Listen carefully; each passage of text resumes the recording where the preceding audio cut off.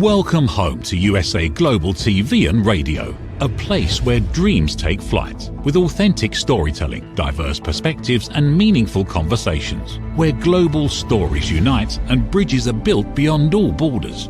Discover world-class education, entertainment, hope and inspiration. Together, we're building bridges worldwide. Subscribe to our channel, USA Global TV. Download our app, USA Global TV. Be our guest or join our team. Visit usaglobaltv.com.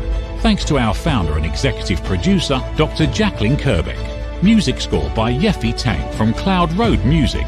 Voiceover artist Mike Porter. Creative direction by Paul Garcia. USA Global TV and Radio, your home for global connection. All rights reserved. This video and its contents are the exclusive property of USA Global TV and Radio. Unauthorized use, duplication or redistribution in any form is strictly prohibited.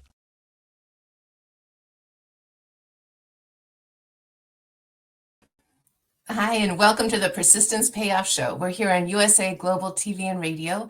I'm your host, Kimberly SCHAFER. I'm the inventor of the Ring Thing, which is a waterproof patented ring holder. I'm a first-time entrepreneur and inventor and just really enjoying this next chapter in my life. This show is focused on the quality of persistence and the payoffs that it brings to us. And there are a lot of them in our personal lives and in our professional lives. I'm really interested in talking to people who are experts and have experience with persistence and learn from them about their hows and their whys and what lessons we can take from that. There are a lot of opportunities for us to persist in our lives, and some of them are challenges. And it might be internally with our own mental self-talk. It might be with family and friends, our work. And now in the age of social media, sometimes we can face challenges that just blow up really quickly on social media that we have to face. So that brings me to our guest today, who I'm very excited to have on, Dave Oates, who's a crisis PR expert. Dave's 30 years of PR experience includes stints as a U.S. Navy Public Affairs Officer, Corporate Chief Marketing Officer, and Nonprofit President. He's handled a wide array of contentious matters that include employee and executive misconduct, cybersecurity attacks, product recalls, mass layoffs, large-scale accidents, criminal investigations, and civil litigation matters. A sought-after speaker, Dave teaches courses at San Diego State University's Journalism and Media Studies Department. He's also authored several Amazon ebooks and co-produced 4 LinkedIn learning courses. Dave is an accredited PR specialist who received his MBA from San Diego State University and his bachelor's degree from the University of Maryland. So welcome, Dave. Pleasure. Thanks so much for having me. It's great to see you. Yeah, it's great to see you. Thank you. I really appreciate your being with us. So I'd like to start by just learning more about your journey into PR and crisis PR. I know that started in the Navy. And can you talk with us about how that developed? Was that always an interest of yours, or did that develop more organically? Yeah, it was organically. Thanks for asking. And it was a backwards way in which I got into this profession. I had really thought that my career was going to take a different path. When I was in college, I was a ROTC midshipman. I was getting my commission and was set to and did for the first half of a 9-year career drive ships. So I was a surface warfare officer, as they called it. And about a year and a half on my first ship, a guided missile frigate, I got the additional collateral duty job in addition to my combat position, combat officer position at the time. I got the additional collateral duty job as a public affairs officer. And I was like, great. Not exactly sure what that entails, and found through various channels in the Navy what that meant. And that was communications, essentially, and in a sort of an executive level, if you want to put it more broadly, not only for the public when we would do port calls and tours and media as it was necessary, but also to helping the commanding officer communicate to our sailors and also the general sailors within, in our case, since we were based in San Diego, the San Diego community. And it was sort of my first foray, learning on the fly, asking a lot of questions, building a network of trained public affairs officers, that I started to get a feel for what the job really involved and how broad and in-depth and comprehensive it was. And as a guy in his mid-20s, you sort of had that light bulb come off and you went, oh, this is really what I want to do. And that's when I decided I want to try this for a career. And I found out that there were about 200 officers out of 330,000 service members and about 60,000 officers that did public affairs as their full-time job. And now I'm like, okay, I got to figure out how to get in on that. And so amongst the San Diego Navy community, there were, I would say, roughly probably about 6 to 8 Navy public affairs officers, maybe as high as a dozen, that did that as their full-time job. And so once again, here I am, this young junior officer on the guided missile frigate, basically on his off-duty hours and when he could get away, knocked on doors and asked people, how do I get your job? How do I get in this community? And because the Navy, like a lot of good organizations, really pride themselves on apprenticeship, mentorship-based leadership, I learned from some really great masters of the craft how to not only do the job, but how to get transfer into that community from the Navy. And persistence, as you talked about, is sort of the lexicon of the show. I didn't get selected to transfer from a surface warfare officer specialty to a Navy public affairs officer until my third try. You have to put in deep, thick applications to DC, and it had to get reviewed by folks, and it was very tough to get into. It was very competitive. And it wasn't the first time or even the second time that I got selected. It was the third time. I had to continue to do my day job well as my collateral duty public affairs officers before I got a chance to do so. So for me, that was one of the early examples and really opportunities to understand persistence. I was hell-bent for leather to get into this job, and I wanted to see if I could do it in the Navy. And it's a matter of just keep swinging the bat, as I call it, having a love for baseball, and continually to try to build my credentials and do that, and do not be dissuaded by the first rejection or even the second rejection. So, and that started me on a career that then got me into crisis experience, both in forward deployed operations and local here. I went into the private sector about a quarter of a century ago, and I focused in technology, and particularly startup tech.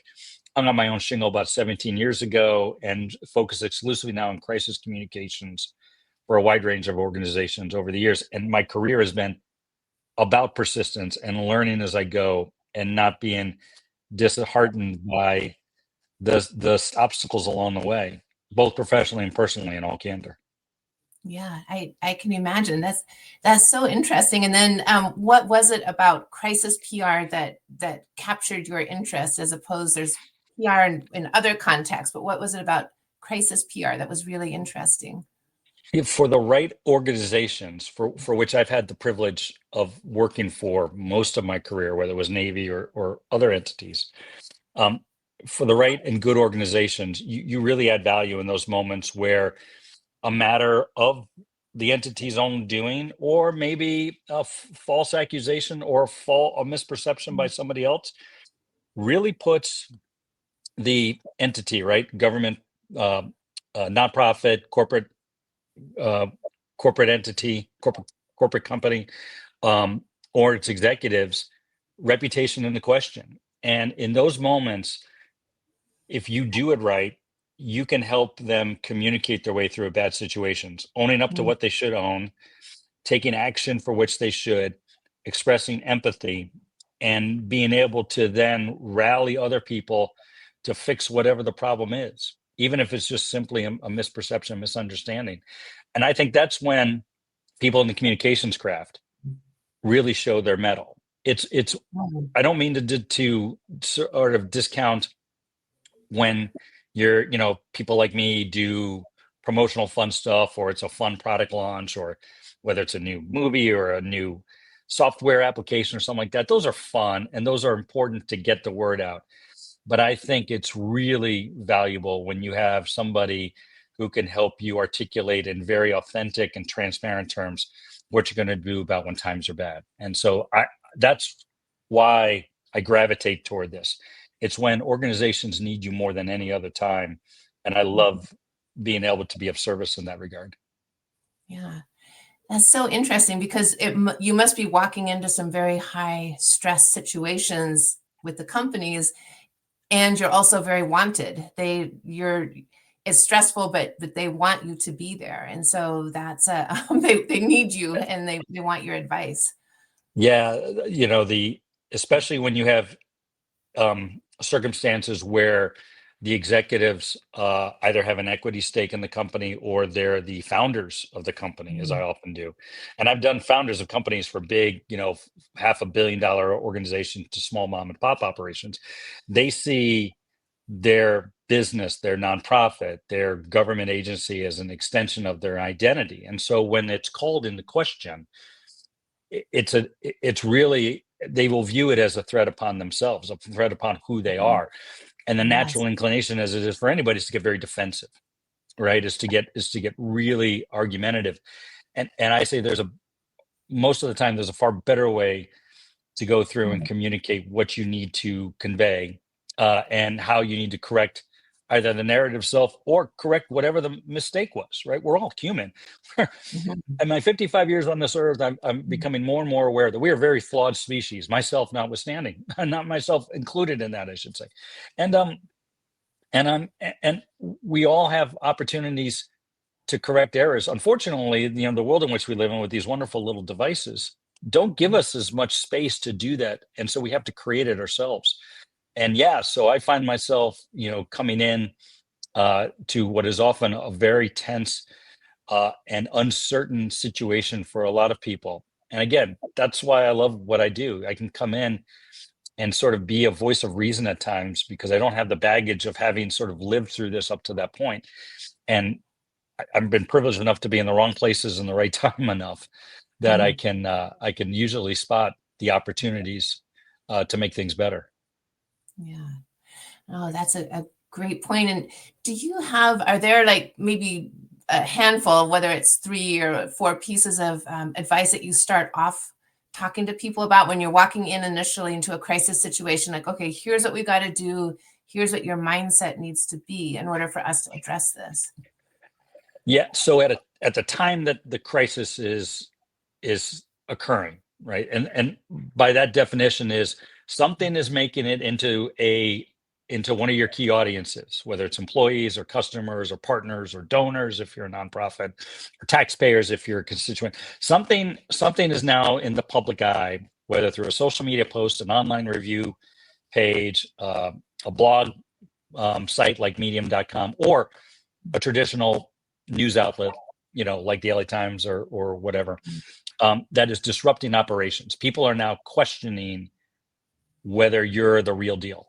And they're starting to call in, email, asking for clarifications, maybe slowing down the frequency at which they do business. They're not placing orders and repeat orders as frequently as they did. Maybe they've got a big order in mind, but now they're going to hold off for a couple of weeks. Maybe your employees are starting to look elsewhere. Your good employees are starting to look elsewhere for their next job. Those kind of things. In those circumstances, you've got to come out with the who, what, where, when, what's going on, and what you're doing about it as quickly as you can. And it doesn't mean you necessarily have to have all the information, and you certainly don't want to speculate, but to the extent you know what's happening, you want to convey that as quickly as possible. People need to hear you. If you don't do that within a relatively short period of time, somebody else is going to set that narrative for you. And oftentimes it's going to be not correct, or it's certainly going to be misleading, or it's not complete. It's not in the proper context. And so you have to do that with pretty decent speed. The second thing that you companies and entities will want to do in a crisis is you want to start by communicating with your employees first. I really don't care what the crisis is. If your employees don't know what you're doing about it, you are doing yourself a disservice, because they're the ones who oftentimes are going to be your first line of communications with all of the other audiences, with your customers, with your business partners, with your donors. Because when they call in, those are the audiences to your organization. And an employee answers the phone, and that person on the other end says, "What's going on here?" And your employee has not been kept informed. They're going to respond by saying, "I don't know what's going on. No one's talking to me." And all that does is further confuse your authenticity to everybody else, including your employees. So I say you got to start with your employees first. Don't wait for the rest of them, but don't forget that you can make a difference by getting your employees to understand what's going on and what you're doing about it, so they can convey that to everybody else. And it's much more powerful, your message, in that context, than when a company simply just puts out a press release or puts up a social media post and says nothing else. And that leads me to the third thing. You've got to be ready to continue the dialogue, to continue the communications. It's not a one and done in a crisis. We all know that continued conversations are necessary to correct the narrative or to fix whatever is wrong. And you need to continue to do that in very frequent fashion. Let people know that you care and that you're working on it, and what the status is, and how you are making progress to fix whatever the issue is. Those are the three things I tell organizations of all size, of all entities, of all industries, is you got to say something as soon as you can. You've got to start with your employees and keep updating as you know more information and as you're working on progressing, making progress in this issue, so people know that you care. Those are three paramount disciplines in any crisis situation. Yeah, that's a great advice. And I'm curious, as you were talking, I was wondering, for the first item, the first recommendation about own it, come out and say, own whatever you need to own. Is that the hardest for people to do when they're in a crisis situation? Like, you had talked earlier about sometimes people are in a defensive mode, and is it challenging for them to kind of go, okay, wait, let me just own this and get past that? I appreciate the question. The answer is sort of.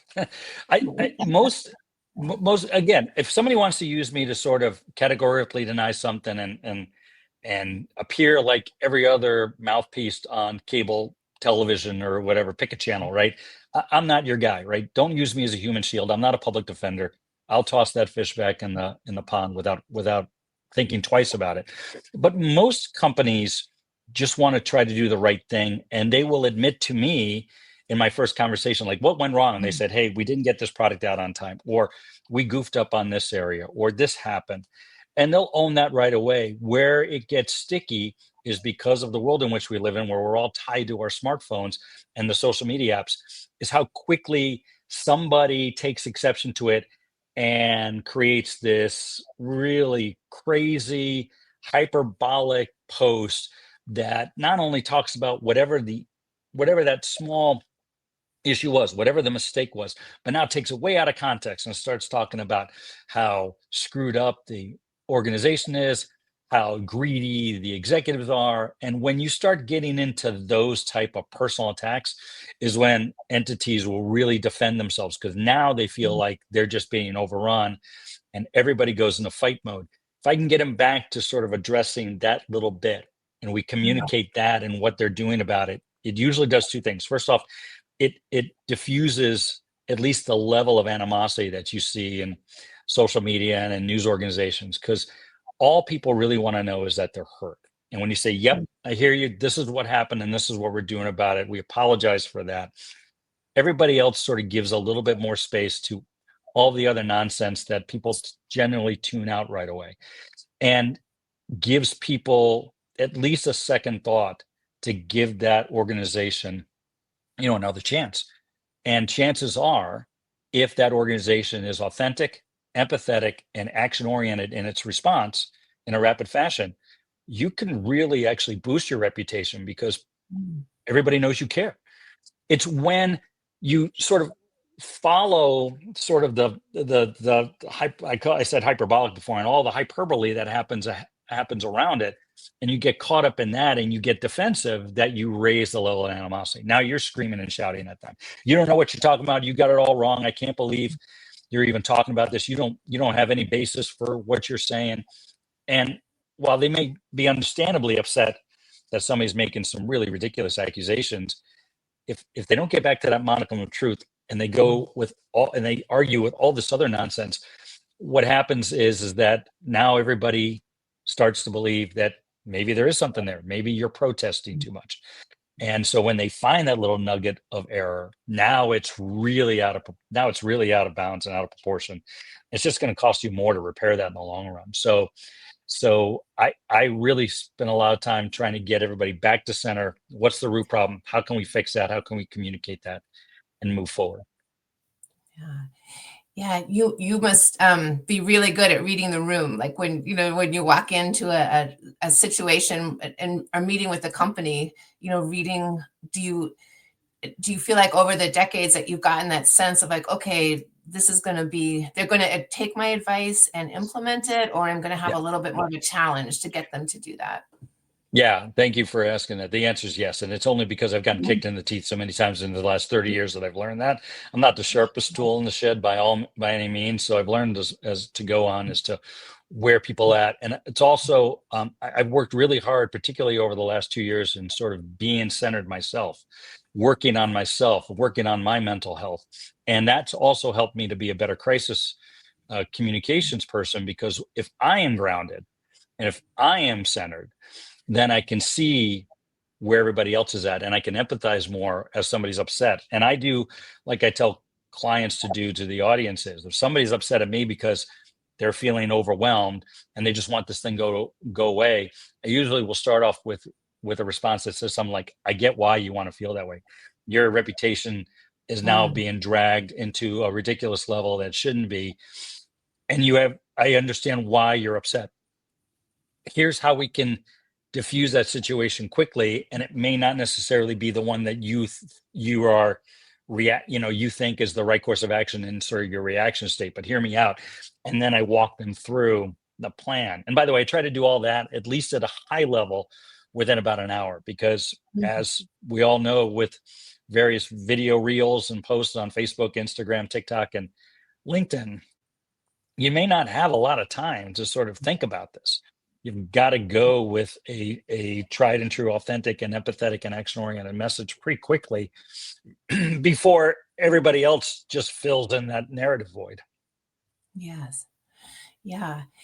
And I would imagine, I mean, that perhaps many, if not most of your clients, it's a confidential agreement about, not talking about them, but you did have the one client in Maui with a tourist boat after the Maui fires that they have talked publicly about your work with them.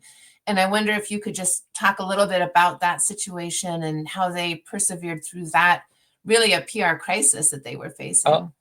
I appreciate that. Yeah, that was a great example about having well-intended uh, uh, activities be taken way out of context. So you remember the big fires in Lanai that were just horrific, and so much devastation and so much history that was lost in that one there. There's a snorkeling excursion company, Maui Snorkeling, that gives pleasure snorkeling excursions to tourists. They take them out on a boat. They have these wonderful little activities. When the fires broke out, they had already had a tour group scheduled to go within like 3 or 4 days afterwards. And the owners were going to cancel it, but the tourists had asked, can we please go on this? We need a respite. We need something to take our minds off of what's going on. And the owners, after some deliberation, said, okay, we're going to do this, but we will donate all the proceeds from this event to the local rescue and restorations efforts. So they said they were basically going to cover all of the operational costs, all the team members' salaries, the gas for the boat, all of the other equipment and the things that were on there, and donate all of the sales from that one to the effort. So they went on the excursion. Well, as you can imagine, people on the beach seeing others having a great time while the fires were ravaging took out their little portable communications devices, as we talk about in the broadcasting, and started recording that. And it blew up all over social media. USA Today called, the local Maui and Hawaii press called, and other national news. And it really just knocked the owners for a loop. And so we came in and were able to correct the narrative right away. And then some of the lessons learned were, in a case like that, there probably should have needed to be some advanced communication, some understanding of people saying, hey, we're going to do this event. Here's our intention. Here's what we're going to do about it. So at least that was out there in the social media realm and the blogs beforehand. Hey, lesson learned. Hindsight's always 20/20. And so in this case, it all went well afterwards, but probably could have been avoided at least a little bit. But I was privileged to be of service to them. Yeah, absolutely. And, and good for them for persevering through that, and also trying to help the people who were devastated by the fires, because that was a horrible, horrific thing that happened there. So yeah, that is a great example. And a question I have as we've been talking is, so you come in usually during a crisis to help Yeah, people. You also offer services to companies or individuals on way to prevent a PR crisis. I do. And like everybody else, right? I think when it comes to adverse matters, a lot of businesses, particularly small regional businesses, don't see themselves as potential targets for somebody to really discredit them and disrupt their operations, because I say, hey, we've got good clients, we've got good customers. Why do we have to worry about that so much? Well, it's because, as I've been saying a couple times now, everybody's a broadcaster with their smartphone. Everybody has the power with a camera, microphone, and a distribution service, which is their social media accounts, to really have a bigger voice than sometimes the local 6 o'clock news or the local newspapers. And so what I tell organizations is, you have to understand your hard-earned reputation can be soiled by somebody overnight because their nose got out of joint because of something you may have said or something a staff member may have said when they walked into your storefront or logged in on your web portal. And so you don't want to be the last person to know that somebody's talking about you. So I say the first thing is, keep an eye on the internet chatter, and there are free services to do so. Google has an alert system. Literally, it's alerts.google.com. If you have a Gmail account, you can put in there, in quotations, your organization's name, your executive's name, and you can set up that within a couple hours of something being posted, you're going to get an alert from that. And there's also some freemium-based pricing for social media monitoring tools that you can use. And I think every organization, even if you don't generate any business through an online entity, you don't through an e-commerce engine or some sort of online scheduling tool, you will need to know if somebody's talking about you, because your brand and your reputation are oftentimes won or lost because of that. Even if if I had, word of mouth marketing and I said, hey, Kimberly, I have a friend, I told him about your product, your ring things, and I said, they really need to talk to you. Even if you were just selling that in like farmers markets, not even online, chances are somebody's going to Google your name and the company to see what it's all about. And if Yes. you have chatter that has been unchecked online, that's going to appear on the front page of Google. So don't be the last person to know somebody's talking about you, and then respond to the negative chatter when you can. And again, the third thing is with empathy and action. And it's a very artful way to respond with authenticity without necessarily apologizing for things for which you don't. And with the idea that you're not necessarily trying to change the mindset of the person who made the comment, but you're trying to telegraph to everybody else who sees that post that you care and that you're taking action, and that they might not necessarily want to give this review or this comment or this post that kind of weight. And most people will give you the benefit of the doubt in those cases. It's when organizations don't know what's going on in those type of chatters and don't respond, or respond with anger, that they, inadvertently give credence and validation to that comment in that post. And all of a sudden that becomes the truth, whether it is or not. Interesting. Do you feel that every PR crisis can be addressed, that you can persevere through any PR crisis? Or are there certain situations, have you ever come into a situation and just said, yeah, I don't think we can address this? Oh, I appreciate that.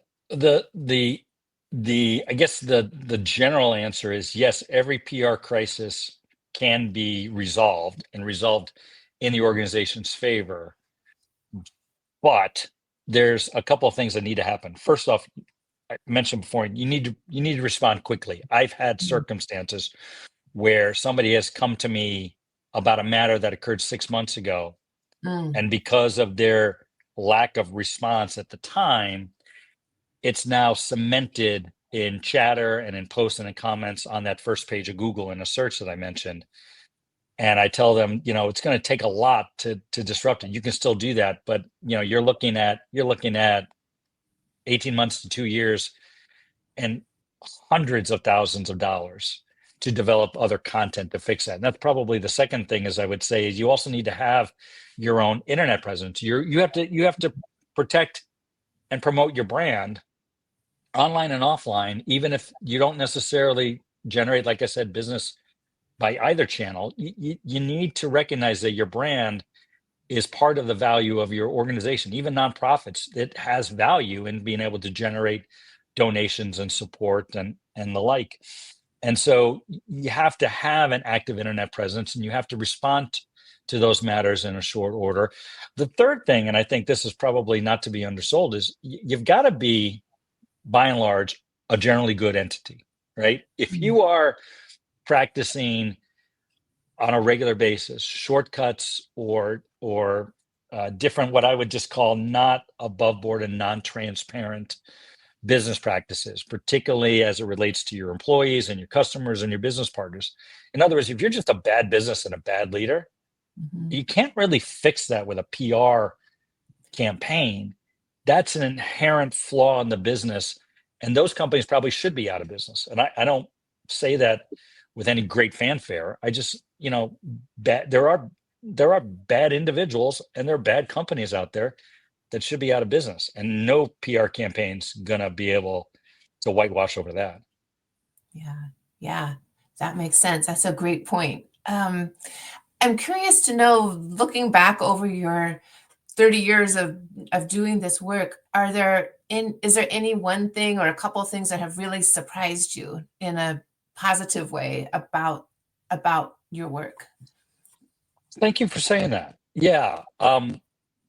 And this is probably as much of a, not only just a professional observation as a personal observation. We can get caught up in so much negativity and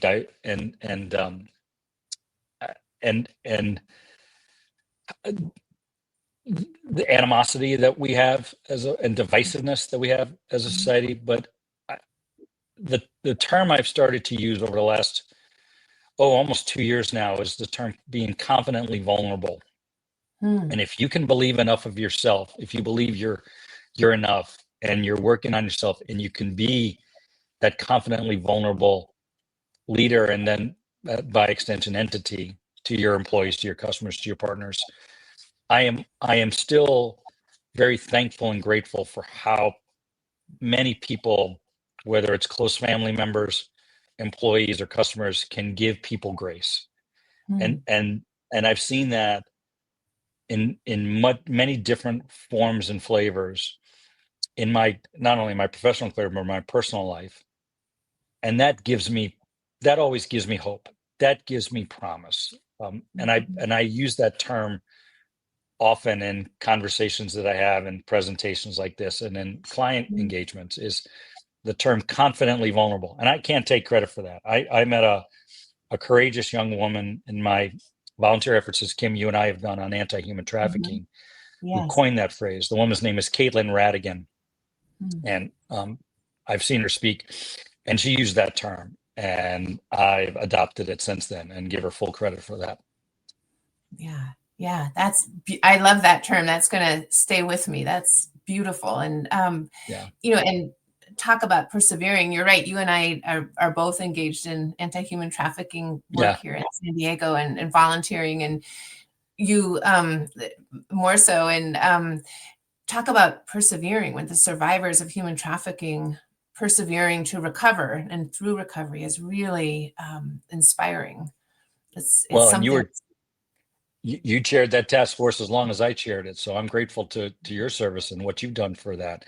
But yeah, the survivors certainly give me hope and inspire me. But I'll tell you what also inspires me. I've been teaching as you mentioned, I've been teaching part-time at San Diego State for the last year, and I've done, like you, some mentorships at the high school level, and continue to do so through our respective Rotary clubs. And I am also really buoyed by the young people who are going through their own challenges, as a lot of teenagers certainly do, and some, with greater obstacles than others. But their ability to find their own truth and follow their North Star and persevere also gives me hope, and how they can still look out for each other. I know there's a lot of conversations that I've seen in the business circles about the generation today, and do they have that type of fortitude and that type of perseverance and that type of willingness to work really hard. And the answer I give is absolutely yes. They just, and sometimes they can teach us. At least that's been my experience. I'm sure that I know that there are certainly others that don't have that, but I think they don't have it is because they haven't been shown it. And so let's be that guiding post. Let's be that mentor to help them find it. And in turn, they've helped me in the process. Wow, that's really very powerful, very, very powerful and encouraging to hear, because I've also heard that about, the younger generation having a different view about work and perseverance. And so it's very, very happy to hear that. And do you feel that perhaps they have a little advantage in PR work in the sense that they've grown up with social media? And for us, social media kind of came into existence in the middle of our lives or later. And, for them, they've grown up with it. So the idea of things going viral, or how do you address PR crises, like in your classes at San Diego State, do you feel that they have an advantage in that way? I don't, I guess my answer would be they have an advantage and a disadvantage.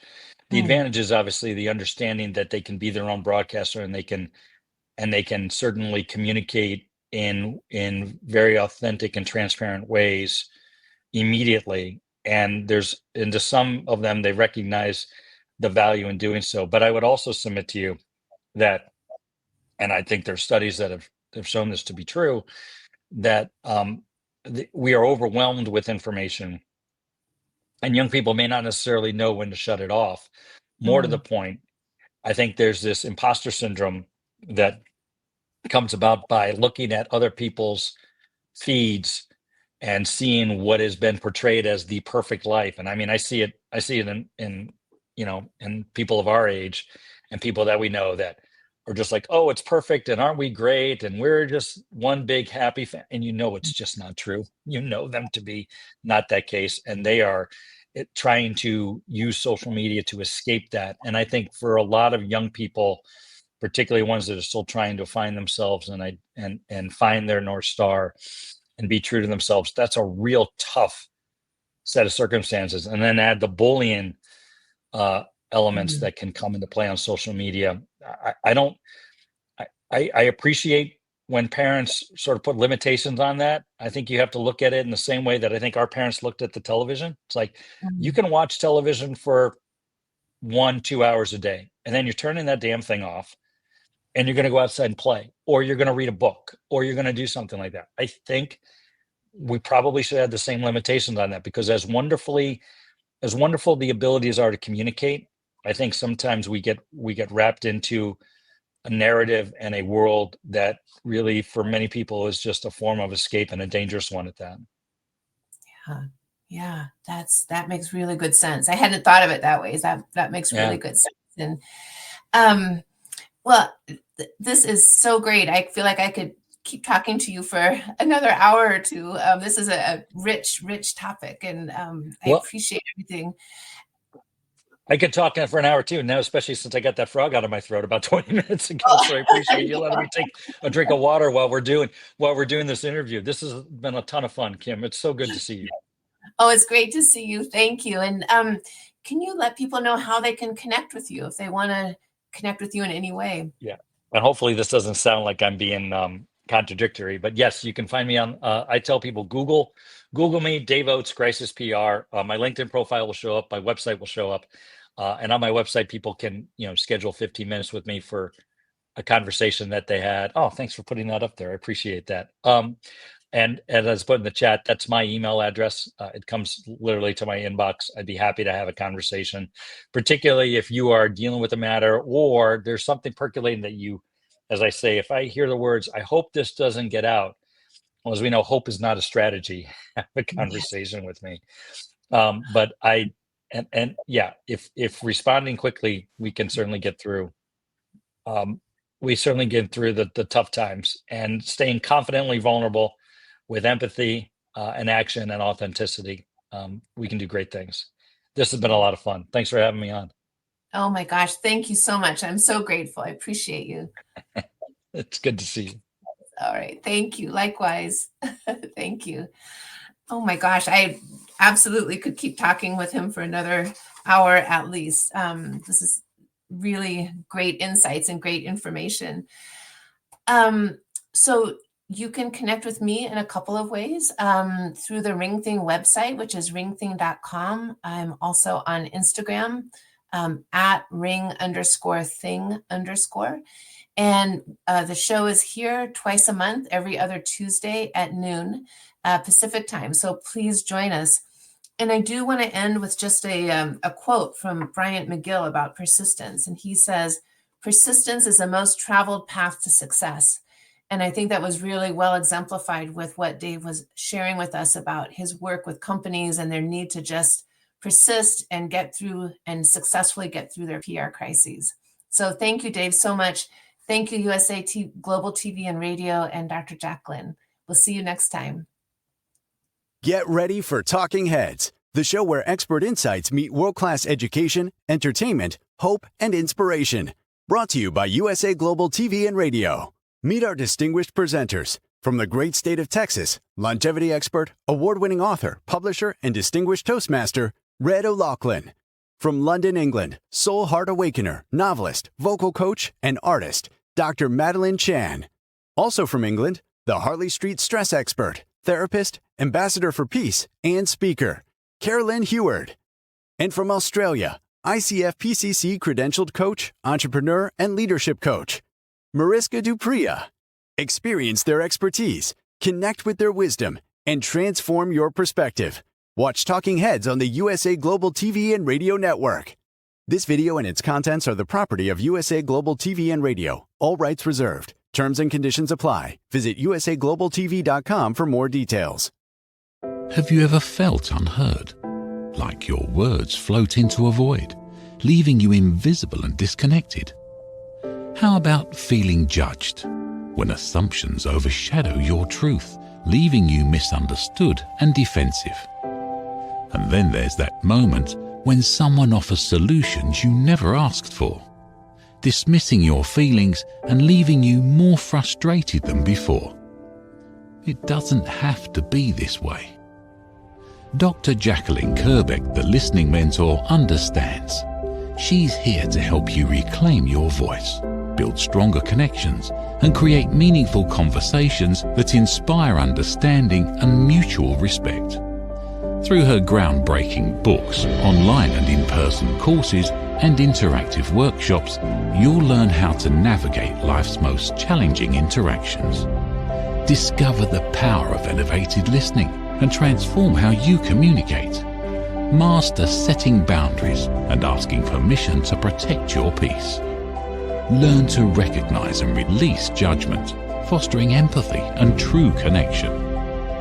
Dr. Kerbeck also offers personalized coaching, one-on-one or group sessions designed to fit your unique needs.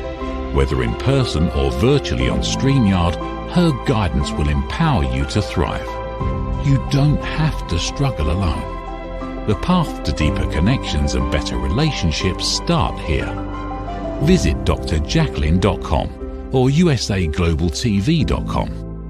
Join a global community of empowered listeners and transform your life, one meaningful conversation at a time. Dr. Jacqueline Kerbeck is the listening mentor.